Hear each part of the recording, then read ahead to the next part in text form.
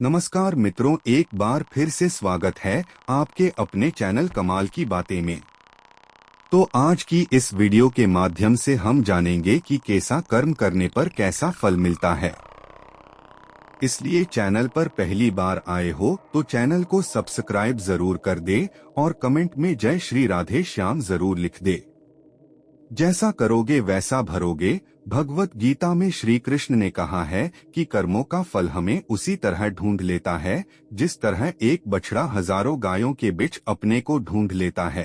कर्म फल इंसान को भोगना ही पड़ता है। हमारे किए गए कर्म हमें ढूंढ ही लेते हैं, फिर चाहे वो कर्म अच्छे हो या बुरे हो। लेकिन हम लोग इस बात को ज्यादा गंभीरता से नहीं लेते और हमें लगता है कि कर्म फल जैसा कुछ नहीं होता।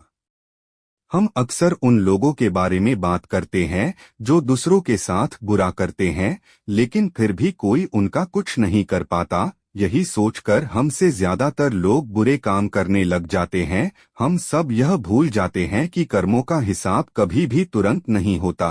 किसी के साथ बुरा करने वाला भले ही आज सुखी हो, लेकिन कभी ना कभी उसे उसके कर्मों का फल भोगना ही पड़ेगा। बहुत समय पहले की बात है। शहर से दूर गांव में एक दुकानदार था जो अपने ही गांव से एक व्यक्ति से रोजाना 1 किलोग्राम मक्खन खरीदा करता था।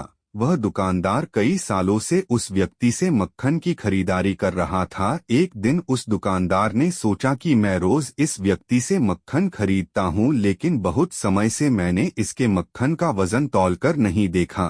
कल तौलकर देखूंगा कि ये मक्खन 1 किलोग्राम से कम तो नहीं देता। अगले दिन जब वह व्यक्ति मक्खन देकर गया, तब वह दुकानदार ने मक्खन का वजन किया तो देखा मक्खन सिर्फ 900 ग्राम है। उस दुकानदार को काफी गुस्सा आ गया। वह दुकानदार गुस्से में गांव के पंचायत के पास गया और उसने उस व्यक्ति की शिकायत कर दी। गांव की पंचायत बैठी और उस व्यक्ति को बताया गया कि तुम पर इस दुकानदार ने धोखा देने का आरोप लगाया है। तुम इस दुकानदार को देने वाले मक्खन में हेरा फेरी करते हो और हर बार तुम इसे 1 किलोग्राम मक्खन की जगह सिर्फ 900 जी देते हो। क्या तुम्हें अपनी सफाई में कुछ कहना है? वह व्यक्ति बोला, सरपंच जी, मैं तो एक गरीब आदमी हूँ, मेरे पास वजन तौलने के लिए सही माप नहीं है। मैं रोज इस दुकानदार से अपने लिए 1 किलो गेहूं खरीदता हूँ और अगले दिन उसी गेहूं को तराजू के एक तरफ रखकर इस दुकानदार के लिए मक्खन तौलता हूँ। अब आपको जो भी पूछना है इस दुकानदार से पूछिए। पंचायत में बैठे सभी लोगों को पूरी सच्चाई समझ आ गई और उन्होंने उस दुकानदार को गांव से बाहर करवा दिया। यह छोटी सी कहानी हमें यह बात सिखाती है कि जैसे कर्म हम करेंगे उसका रिजल्ट भी हमें वैसा ही मिलेंगे। हमारी चालाकी ही हमारा नुकसान कर देती है। हम जो भी दूसरों को देते हैं या दूसरों के साथ जैसा भी व्यवहार करते हैं, वह कभी ना कभी लौटकर हमारे पास ही आता है। किसी के साथ अच्छा करोगे तो आपके साथ भी अच्छा ही होगा। उसी तरह किसी का बुरा सोचोगे और बुरा करोगे तो आपके साथ भी बुरा ही होगा।